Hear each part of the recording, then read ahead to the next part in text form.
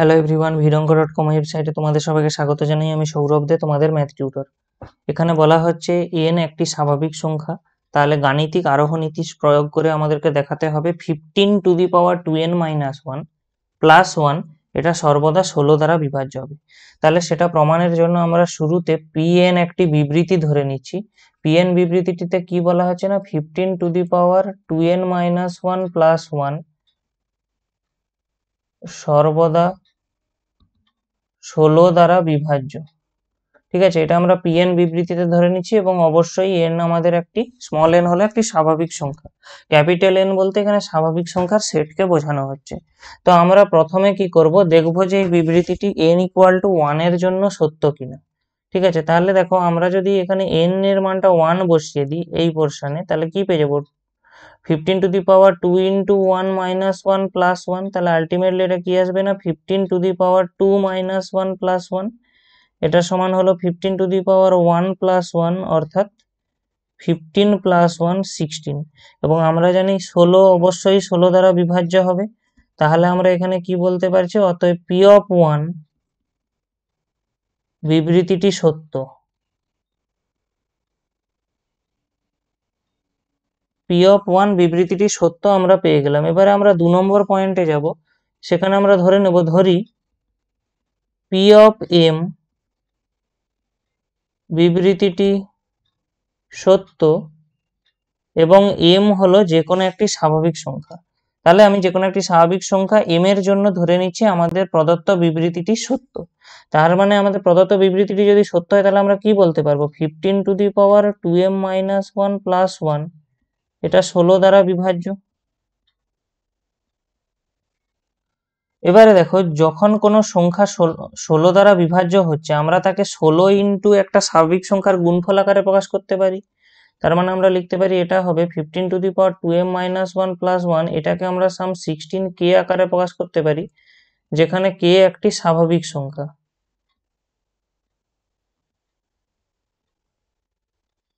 যেখানে k একটি স্বাভাবিক সংখ্যা অথবা মানে k বিলংস টু n বলতে পারি। অ্যাকচুয়ালি দেখো, যখন ধরো 16 দ্বারা বিভাজ্য কোনো একটা স্বাভাবিক সংখ্যা, আমরা যদি দেখি 64, আমরা একে কি লিখতে পারি 16 ইন্টু 4, তাহলে এটা একটা স্বাভাবিক সংখ্যা। 112 আমরা যদি ধরি তাহলে আমরা কি দেখবো 16 ইন্টু 7।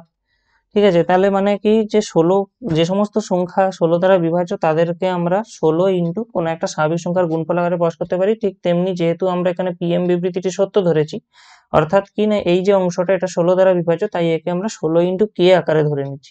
তো এবারে আমাদের কাজ কি হবে, pm বিবৃতিটি যদি সত্য আমরা ধরে নিই তাহলে pm+1 বিবৃতিটিও সত্য হবে। অর্থাৎ এই যে অংশটুকু আমরা ধরেছি এখানে, এর জায়গায় আমি m এর জায়গায় যদি m+1 বসিয়ে দিই, তাহলে আমাদেরকে এইটার সাহায্যে প্রমাণ করতে হবে যে সেটাও 16 দ্বারা বিভাজ্য হবে।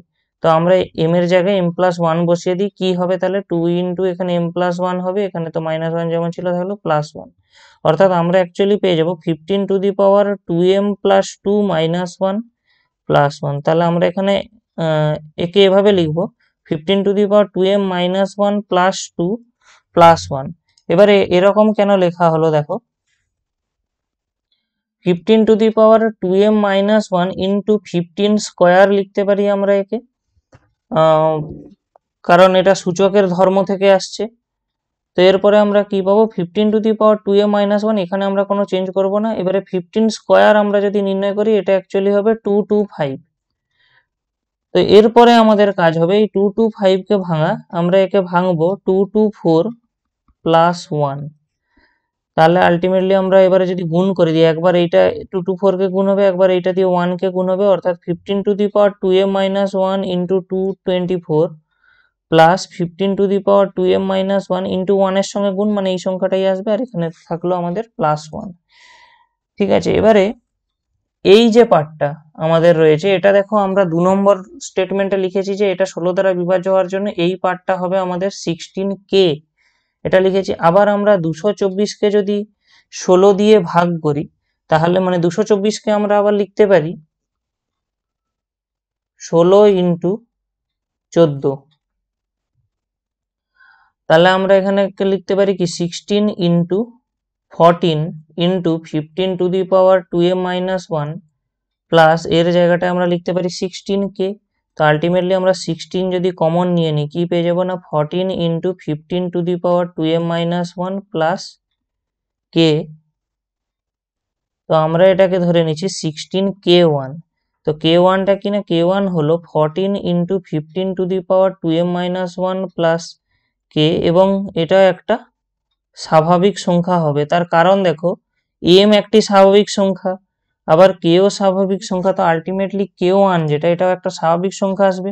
তাহলে দেখো আমরা pm বিবৃতিতে m এর জায়গায় m+1 বসিয়ে যে এক্সপ্রেশনটা পাচ্ছিলাম তাকে আমরা 16 ইন্টু একটি স্বাভাবিক সংখ্যার গুণফল আকারে প্রকাশ করতে পারছি, এবং এই অংশটা তার মানে অবশ্যই 16 দ্বারা বিভাজ্য হবে।